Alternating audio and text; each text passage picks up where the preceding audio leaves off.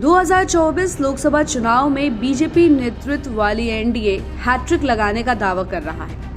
प्रधानमंत्री मोदी ने वैसे भी एक नारा दिया है, अब की बार 400 पार, जबकि खुद बीजेपी 370 सीटें जीतने का दावा कर रही है।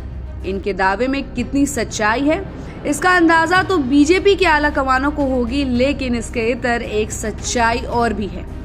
वो सच्चाई है 2019 लोकसभा चुनाव की। पिछले चुनाव में 303 सीटें जीतने वाली बीजेपी ने 40 सीटें ऐसी जीती थी जहां जीत का मार्जिन 50,000 से भी कम वोटों का था।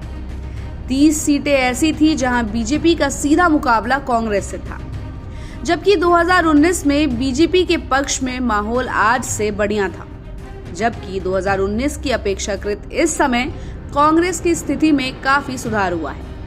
ऐसे में इस बार कांग्रेस की परफॉर्मेंस में और सुधार हो जाता है तो कहानी कुछ अलग भी हो सकती है। आज हम अपने वीडियो के जरिए यही बताने की कोशिश करेंगे कि वो कौन सी 40 सीटें थी जहां बीजेपी के कैंडिडेट बहुत ही कम मार्जिन से चुनाव जीते थे। साथ ही साथ ये भी बताने की कोशिश करेंगे कि 400 पार नारे में कितनी सच्चाई है। आपसे गुजारिश है कि इस वीडियो को गौर से देखिएगा।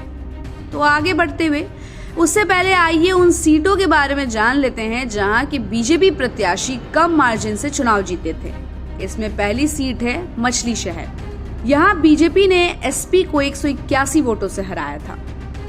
खूंटी में बीजेपी कांग्रेस के उम्मीदवार से 1445 वोटों से जीती थी।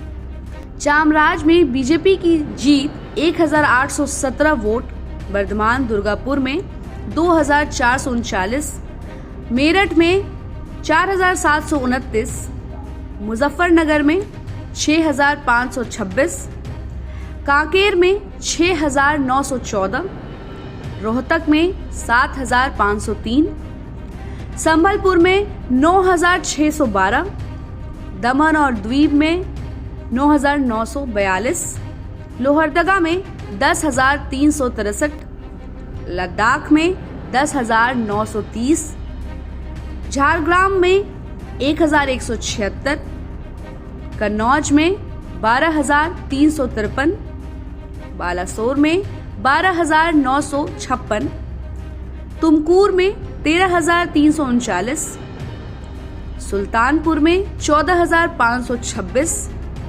बैरकपुर में 14,857, बलिया में 15,519, मणिपुर में 17,755, बदायूं में 18,454, बोलांगीर में 19,516, बागपत में 23,502, भुवनेश्वर में 23,839, मयूरभंज में 25,256, कालाहांडी में 26,814, फिरोजाबाद में 28,781, बस्ती में 30,354, बालूरघाट में 33,293, संत कबीर नगर में 35,749, करीमगंज में 38,389, कोपल में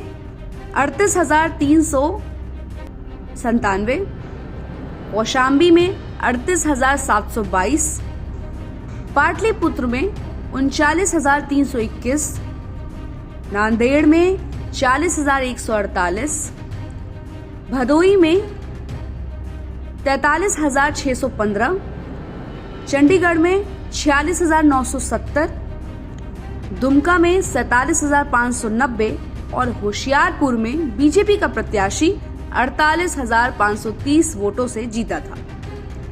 ये तो रही उन सीटों की बात और वहां जीते हुए वोटों का अंतर। अगर इन सीटों पर विपक्षी पार्टियों ने जोर लगा दिया तो पासा पलट सकता है, यानी ये सीटें हाथ से निकल गई तो 40 सीटों का नुकसान बीजेपी को हो सकता है। ऐसे में उसके पास 263 सीटें हो सकती है, जो कि बहुमत से कम है। केंद्र में सरकार बनाने के लिए 272 सीटें चाहिए, जबकि लोकसभा की टोटल सीटें हैं 543। बीजेपी ने भले ही नारा दे दिया हो अब की बार 400 पार, लेकिन विपक्ष भी शांति से नहीं बैठा है, क्योंकि इंडिया ब्लॉक को पता है कि अभी नहीं तो कभी नहीं। विपक्ष के पास इस समय खोने के लिए कुछ भी नहीं है और ऐसे में सही मायनों में चुनौती बीजेपी के सामने ज्यादा है। दूसरी तरफ दक्षिण के राज्यों में बीजेपी को कुछ ज्यादा हासिल होने वाला नहीं है। बीजेपी जो भी कुछ कर सकती है वो हिंदी भाषी राज्यों में ही कर सकती है। लिहाजा एक बार फिर से यही कहना पड़ेगा कि अब की बार 400 पार नारे में सच्चाई कम और शोर ज्यादा सुनाई पड़ रहा है।